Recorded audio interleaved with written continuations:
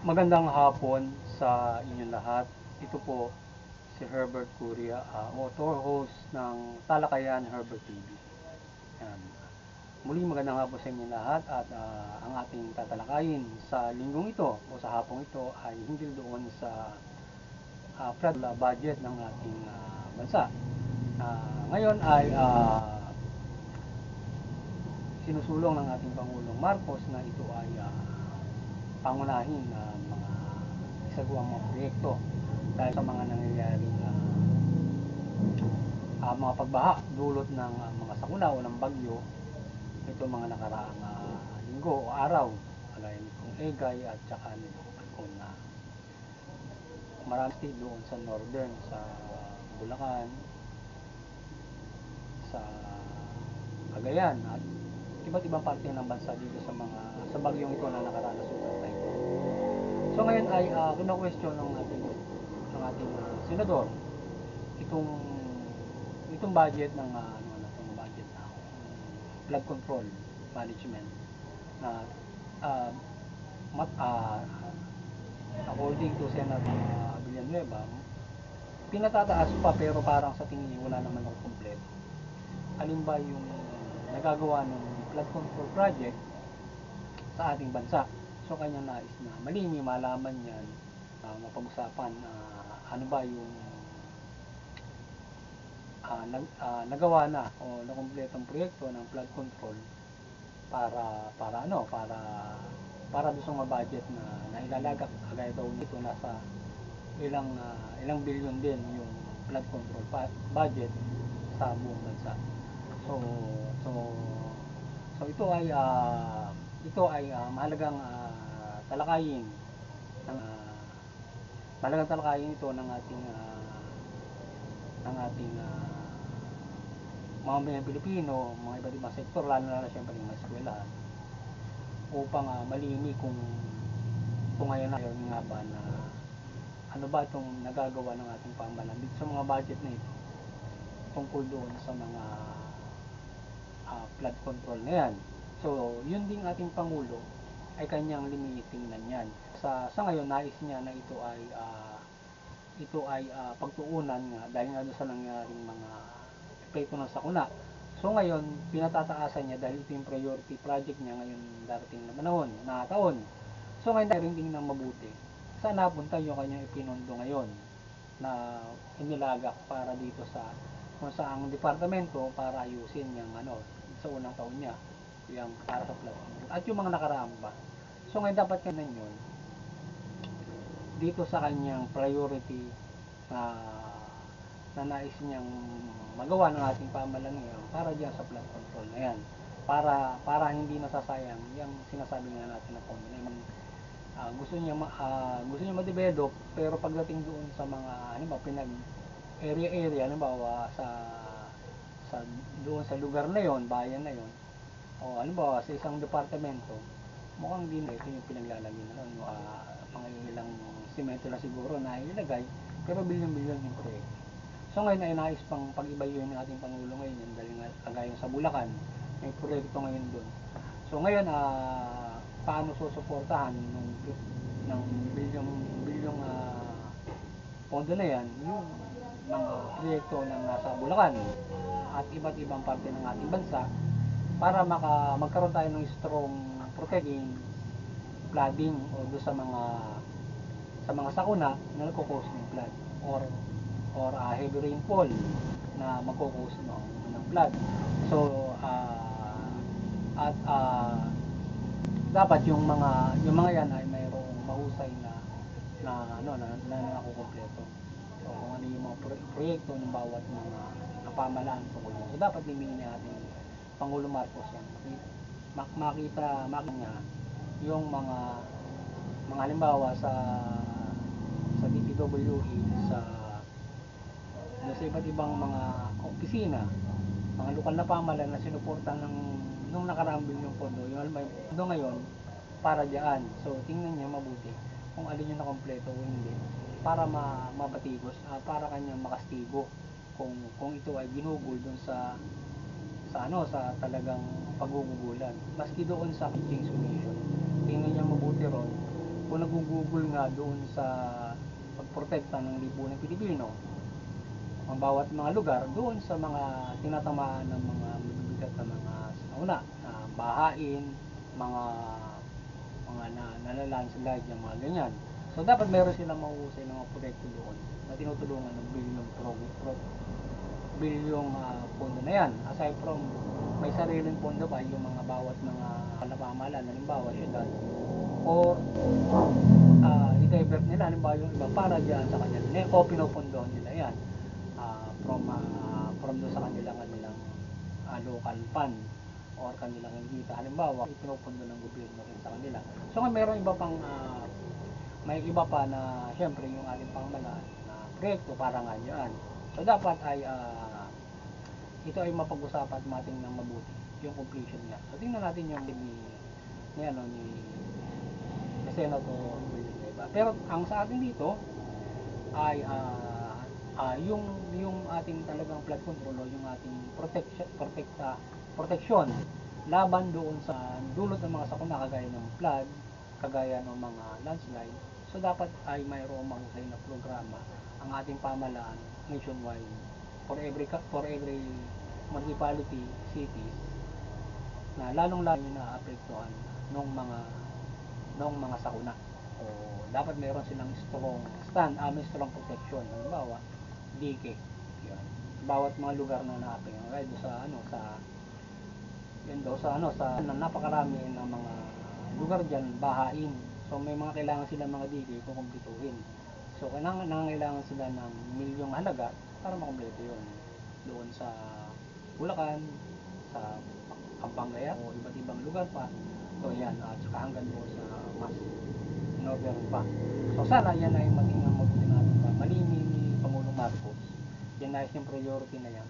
At mailagak ng maayos yan at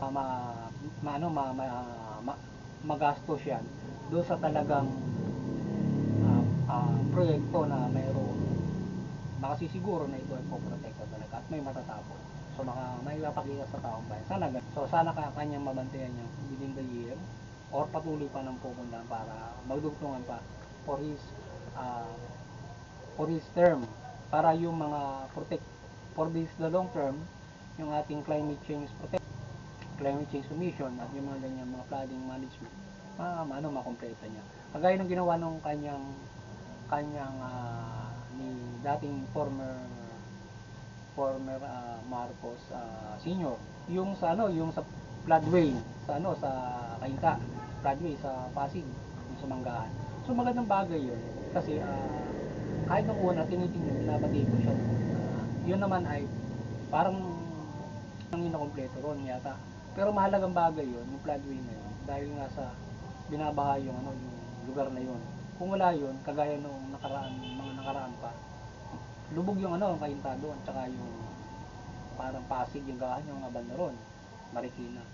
So ngayon kung hindi wala yung floodway na yun, na ginawa ng Marcos mo, wala nang daming tepak na sigurado sa taas ng tubig. Dahil hanggang bubong ng mga nakaraan nun. So ngayon mahihirapan na nag-struck yun. Kung wala yun, hindi kaya siguro dapat kung yung floodway dapat pang kumpletuhin yun, Metro Manila, kumpletuhin nito yun. And then sa iba't ibang mga lugar. So kaya yung Metro Manila, meron, kung binabaha man yan, yung iba na nalilimin yung badal nga dyan sa ganyan na floodway, yan. O, iba't iba pa. Pag minsan kasi napupuno pa rin nga ata yan, yung floodway na yun. So ngayon, mahalagang bagay yun, para mga ganun. Yung iba yung proyekto natin dyan, halimbawa Metro Manila o dadalhin sa ibang lugar mas patuloy na makumpleto yun para hindi nababaha, hindi man 25 na bagyo taon-taon napuno yun dun sa iba't ibang panahon hindi kaya dapat yun ay nakaano na yun nakahaya na proteksyon. Tapos yung sa iba't ibang mga lugar, ayan, halimbawa yung ngayon nangyayari ngayon, noon binabaliwala natin yung mga proyekto na yan, maaaring hindi doon nalalagak. Pero yung lumao, nakita natin yung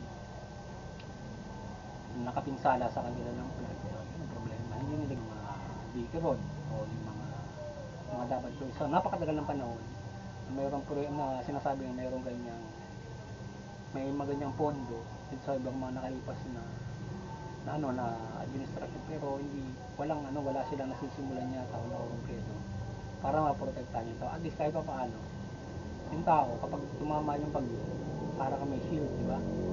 So kung hinampas ka, hindi ka basta kasi may shield ka di ba? So parang ganun din lang yun. Pag humampas yung bagyo, plado, hindi ka masyadong mapipinsan.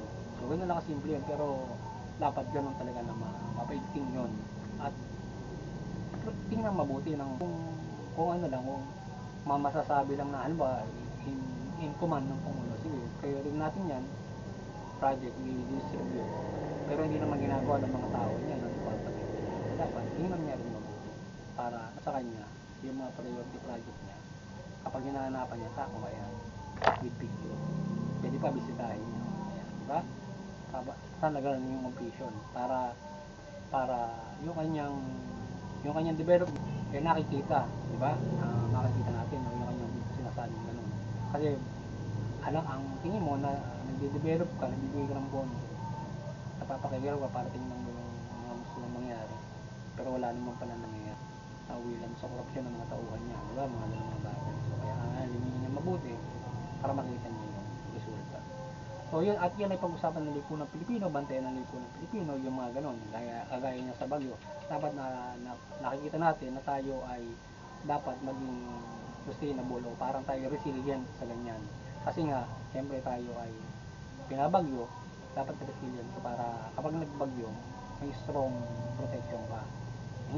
Hindi ganun kalaki-laki. Kasi kung pababayaan natin, pag tama, wala tayong protection, malaki yung pinsala. Pero kung mayroon tayong proteksyon, kukunti mapipinsala doon sa isang lugar o sa bansa natin. Kung halimbawa, kung rate mo sa 10 pipinsalain, tumama yung bagyo, kubos yung 10 rate mo. Kung may protection ka, at least, kung kalahati lang yung kayang mapinsala niya dahil may protection ka, nakatipid ka ng 5, di ba? Instead of totally devastated lahat, di ba? Yun ang mahirap doon. Kapag totally devastated at hindi tayo gumagawa ng paraan dyan, at talagang magkaroon tayo ng protection dyan na iba't ibang mga protection para dyan dulot ng sakuna, mga flooding, mga landslide, etc. So yun, yun at sana itong ating laking ito ay pag-usapan ng Lipunang Pilipino. Mahalagang bagay ito sapagkat nakasalabayan natin kung narambuhay din natin sa mga lugar-lugar na kung ito ay dapat ay mayroong mga proyekto na ganyan o protekta sa ating mamamayan. Hindi kasi matagal ng panahon yan na sinasalagta tayo siguro kasi hindi na pinaliligtaan natin na matapos yung gano'n hindi mo malalaman mabigat na yung pinsala, matagalan na yung iba nga daw matagal yung ibang lugar sa ibang lugar matagal na yung baha kasi walang mga dike, gano'n, parang apaw yung mga malalapit na may tubig sa kanila. So dapat suportahan ng government yun para hindi naman sila makapamuhay ng gano'n nga lubog yung lugar nila, di ba? Para na sila mga nasa tawi-tawi yata yun na namumuhay doon sa tubig mismo, di ba? Ang lahi nila, para mga ano nga tawag doon, yung mga lahi na mga So dapat ay yung ayusin natin ng gobyerno yung pamumuhay ng Lipunang Pilipino mula kagaya dyan sa pagprotekta dyan. So yung magandang hapon nila ay nakapagtalakay tayo sa hapong ito, linggong ito ng makapagbibigay sa atin ng mahusay na kaisipan at mabubuo para sa ating proteksyon o para sa ating kaunlaran at mahusay na buhay. Magandang hapon sa inyo lahat at gulong banal Santa Maria, Panginoon Diyos, sa ating pamumuhay na ito at magkaroon tayo ng kaligtasang spiritual.